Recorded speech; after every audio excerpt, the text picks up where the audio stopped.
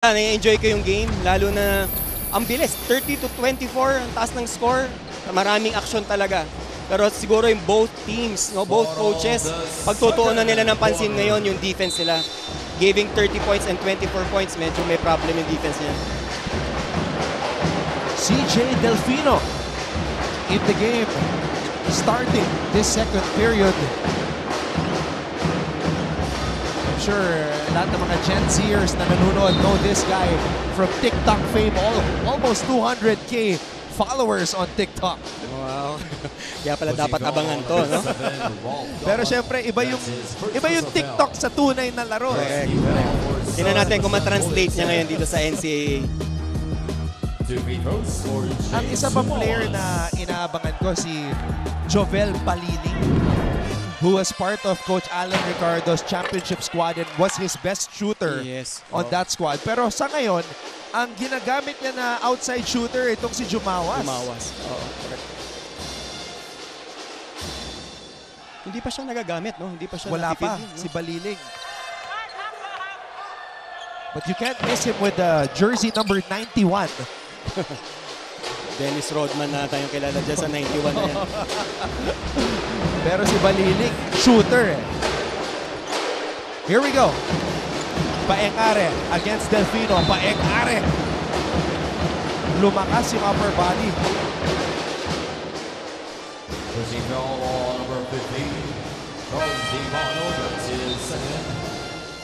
Actually, wala nakikita ang execution dun sa San Sebastian. Parang nga nangyayari, binibigyan ng pressure si Are, kaya nagkakaroon kagad ng driving lane. So tuloy-tuloy kagad siya sa driving sa basket. Again, we want to say thank you so much sa lahat ng mga nanonood ngayon, especially yung mga fans from the 90s and people who followed DNCAA in the 90s. Kasama po namin ngayon ang King Lion, Ralph Rivera. Also, three-point shooter ng Batangas Blades. Ayan, kasama na po namin dito sa broadcast team. Baka nanay ko ata yan nag-message sa inyo. Welcome, welcome. All right, let's also welcome back and here to deliver her second report, Flo Del Agua. Flo. If you're still undecided on which players to look out for the rest of the game, meron akong suggestions.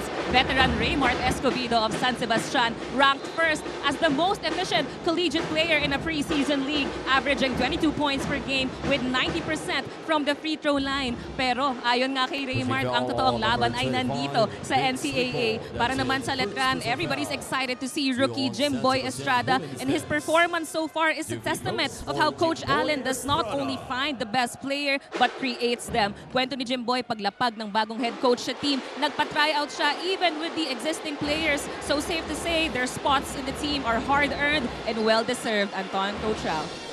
And your report, Flo, is very timely dahil nasa free throw line si Jimboy and he just made his first NCAA point moments ago.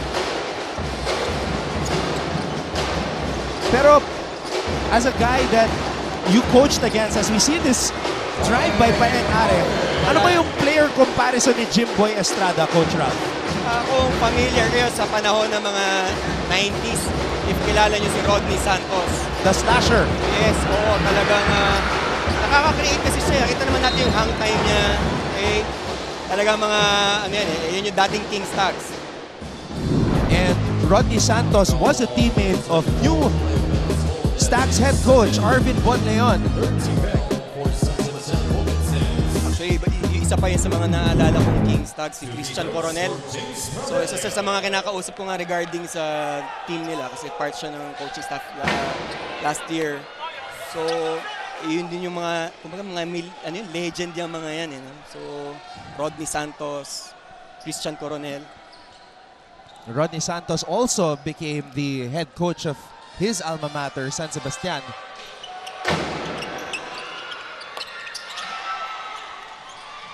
Aguilar snatches the ball away from Santos. Balik ang bola dito sa Letran.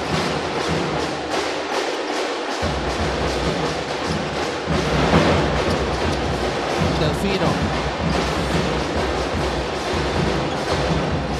Stop ball screen, short roll. Cross-court High kick out. pass. Estrada Yan pumitin yung sa sinasabi ele. ko eh. Oh.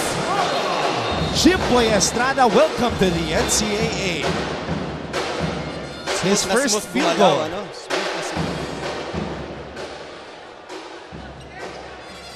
At coach, mukhang na nagkaroon ng banggaan doon. Santos and Aguilar.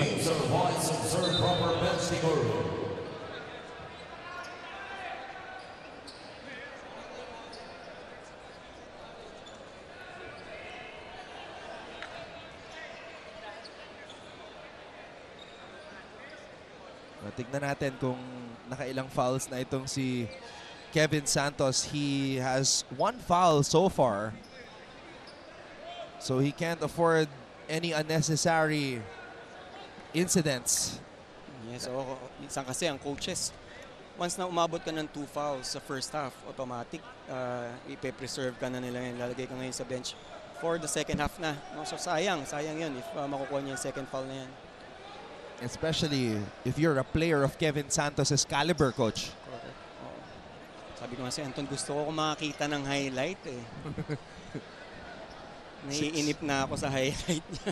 6'6". Maybe last year he was listed at 6'6". Kevin Santos. Tubong Masantol, Pampanga. Yeah, so he's still listed at 6'6". Silipin natin sa replay kung ano ba nangyari dito.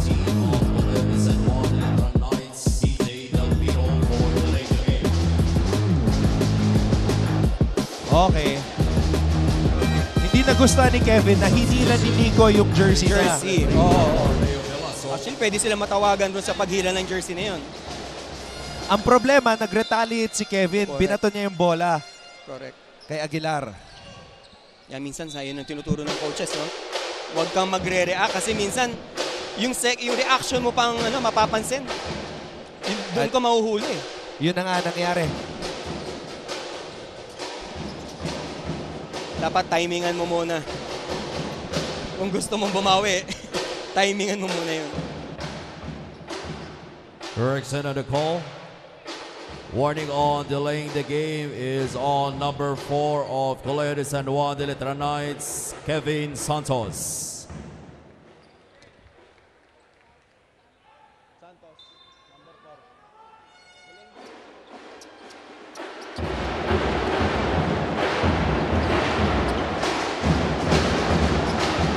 .35-28. In-your-face defense. Yan ang brand ng depensa ni Coach Alan Ricardo ngayon para sa Letran Knights. Yes, very suffocating. Talagang walang space eh. Hindi ka talaga makakahinga eh. Punching foul on number 19, James Pradella. That's his first personal foul. 2 on Letra Knights. 14 seconds on the shot clock.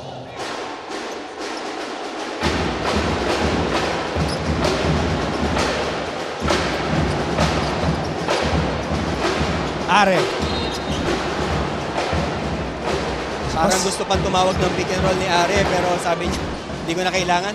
Diretso ko na to. Foul on number 19, James Pradella. Parang yung mga gwardya ng San Sebastian, ang idol nilang lahat si RK Ilagan. Oo. Points guard actually. Parang yung influence ni RK nandiyan pa rin sa baste. Oo. Naging point of attack nila coming from guards. Kung mapapansin natin, yung offense talaga nila nakafocus sa guards. Kaya hindi mo alam kung nagpapabor yung ginagawa na pressure defense ng Letran kasi usually ang instinct ng mga guard, if you're giving me a pressure, aatakin ko talaga yan. Aatakin ko yan. Para next time, bigyan mo na ako ng space. Are sinks the first free throw. At mas tumapak na si Paeng na mag-drive Kasi nung nakaraan, tira lang ng tira sa labas. But now he's gotten stronger and he is willing to take the contact when he gets to the paint. medyo nag-bulk si Paeng Ari kung napansin natin. Yep. Kaya yung mga contact, kayang-kaya niya nang banggain. Estrada. Santos on the roll. Wow. Okay, ganda ng weak side defense ng San Sebastian. Yung roll ni Kevin nasalo ng weak side. A lot of contact there. Nakita natin medyo bibigay na ng space yung bantay ni Are.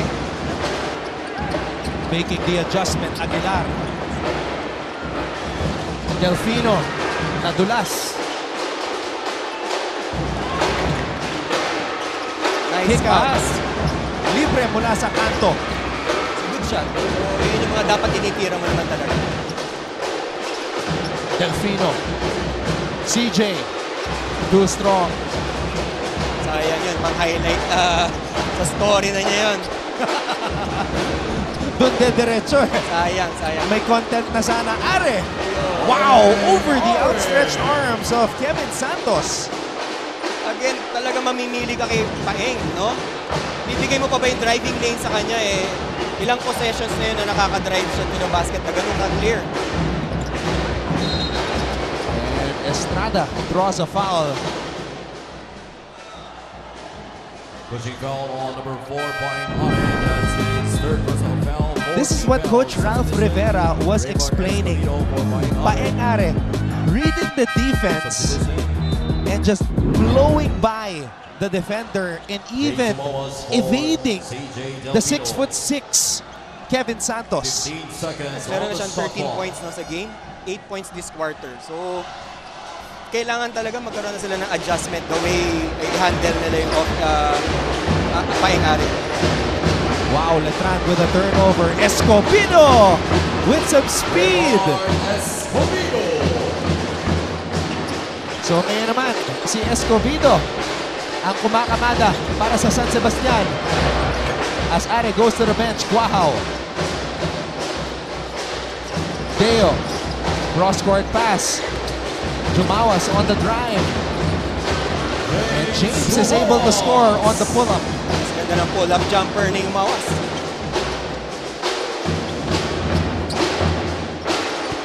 Escobedo off the glass.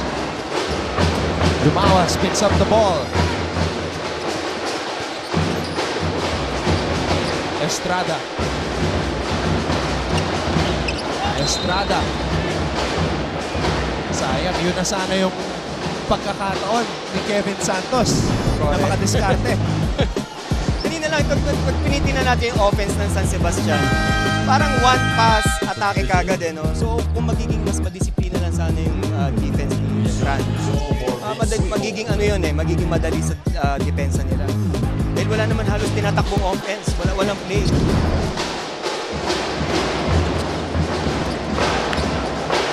Aguilar, wild shot. Escobedo. Wow! Ganda. Hindi na tumalon, ano? Napakaswerte naman nun. Aguilar. Holding foul on number 7. Hinigop ng ring. Deceiving yung itsura ni Aguilar, no? Akala mo nasa heavy side siya na hindi nakakagalaw. Pero siya yung nag-create kanina ng Dromay. Tapos siya yung nandun sa loob for offensive rebound. 2 free throws for Jimboy Estrada. So San Sebastian is in the penalty. Estrada returns to the free throw line. Panoorin natin muli, Coach Ralph.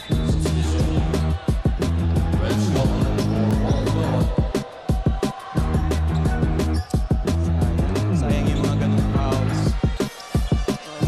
Bibigay ka ng hirap kumuha ng puntos. Tapos bibigyan mo lang ng isang foul at free throw. Yan yung medyo masakit para sa team mo.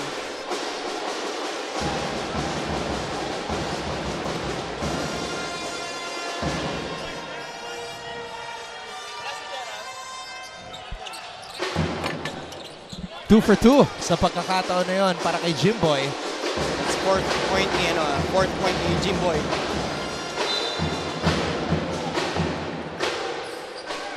Again, unnecessary fouls. Buti na lang wala pa sa penalty ang Letran. Jimboy Estrada, that's his first personal foul. 14 foul for Isa pang Letran foul, Knights. free throw na rin yan.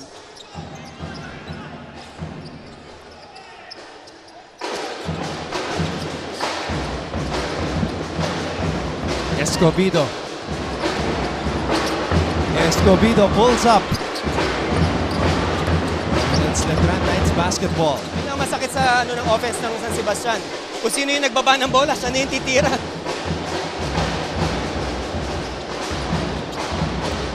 Wow.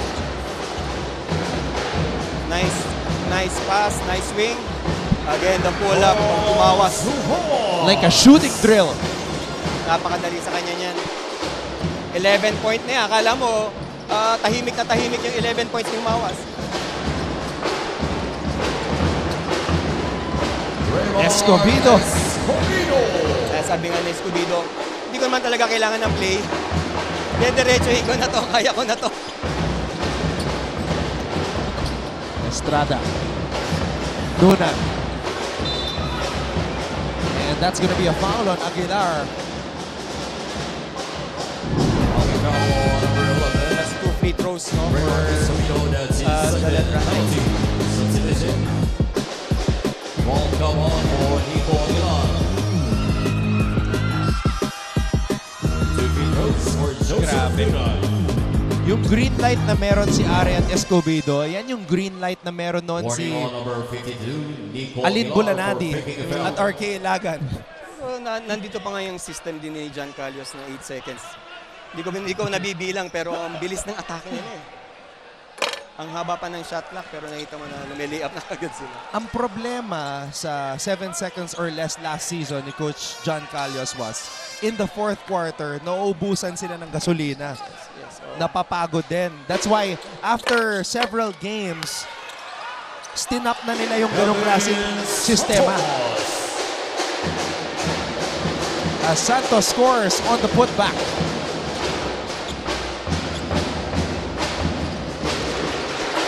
Escobedo.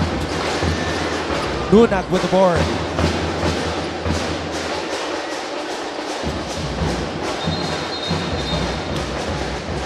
sayang naman yung foul na yun. I think Offensive that's foul. second foul. Offensive foul on number 4, Kevin Santos. That's his second personal foul. Yup, coach. Second foul para kay Santos. Romuald ball for Kevin Santos. Nilabas na ni Coach Alan Ricardo. The second foul of Kevin Santos, ang offensive foul. Charles Divano for Joseph Dunan. Yan yung sinasabi natin, if you get your second foul sa second quarter, Substitution. malamang third quarter na ulit ang ano Ojo niya, ang pasok. Tecilio for Deo Cuojo.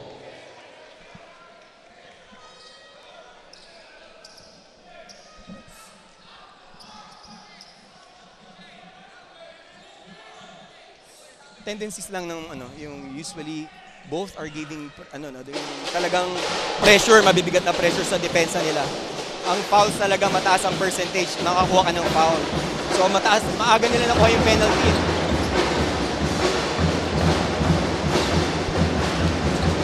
Ricio. Bola pa rin ng Bastet. And Polo Cabat is able to score. 3-point lead para sa Letran.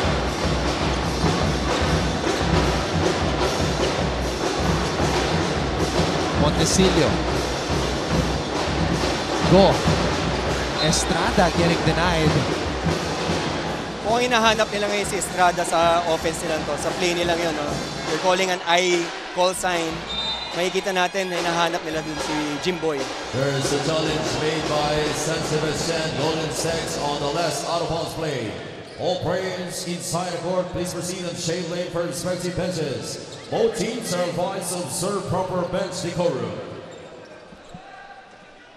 Sinasabi nga nila ang basketball, game of counters, no? Hindi mo alam kung magpapabor kasi yung ginagawa ni Letran na madidiin na pressure dun sa mabibilis na player ng San Sebastian. And so, ang height advantage ng Letran, hindi nila matike dahil ang bilis nga ng game. No? So, hindi nila madala sa ilalim talaga yung bola.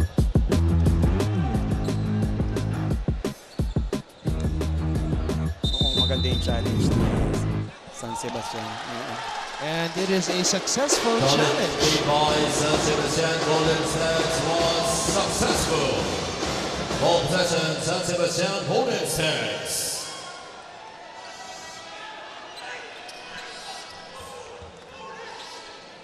So good strategy by San Sebastian na i-deny si Jimboy Estrada.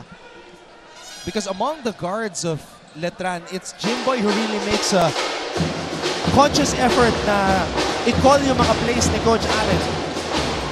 Nagpalit na ng defense ng Letran. Pumunta na sila sa zone 1-2-2. Or man zone. Sayang, nabitawan. Gabat! Sayang, finish. Hindi na na-complete yung defense. Sayang. Naging na-convert pa yung easy basket na yun dahil doon sa miss na steal. Estrada. Go. Oh! Traveling.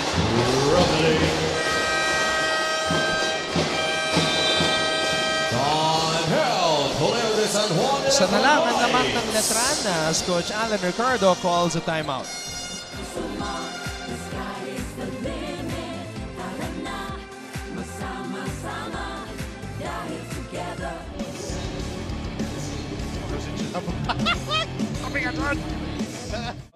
Medyo mabilis siya sa position niya. May agility siya. May bounce din. Itong si Umali. It's a nice move from Enoch Valdez. Ang sunog. Yes. Provided by Enoch Valdez. Ito yung mga play natin kanina. Enoch Valdez.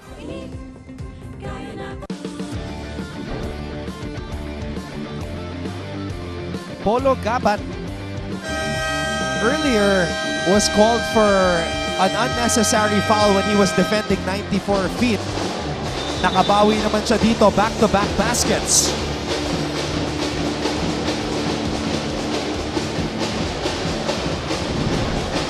Let's see if ang Letran kukontinue yung ginagawa niyang zone defense. Tinanggal na nila yung pressure. Pressure sa backcourt, tinanggal na nila.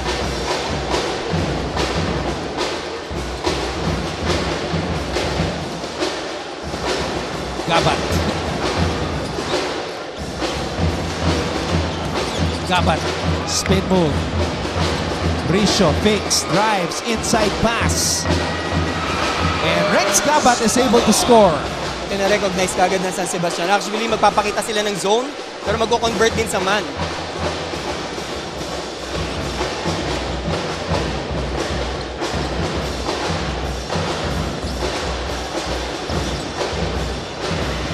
Jumawas, catch and shoot.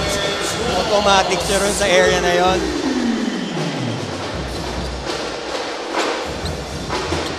And last season, he was only averaging 2.6 points per game. So, lumaki bigla yung responsibilidad ni James Jumawas.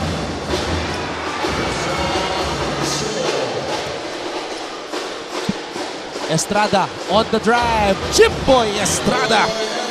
Kabawi kagad yung Letran doon.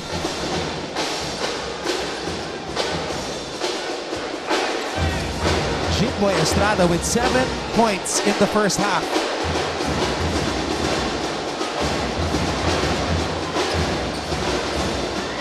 And nice anticipation for Montecillo. Montecillo all the way.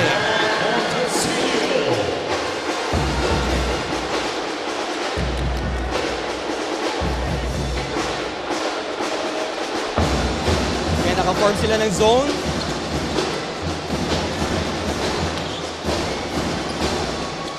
Escobedo. Ganda, left to right to left. Sayang hindi pumasok. Estrada. Jumawas again. Automatic. Sayang. Jimboy. Fade away in the paint. 9 points in his NCAA debut.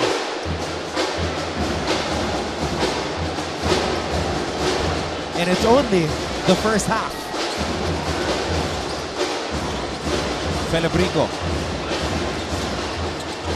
Felebrico. Richo with a jumper. Lucky bounce. Final play of the second quarter. Bola na kay Jimboy Estrada. Mukhang i-ISO na ni Jimboy ito. It's Naascu rookie MVP mode for Estrada. Good defense. Gabat. And that's a stop by San Sebastian to end the first half.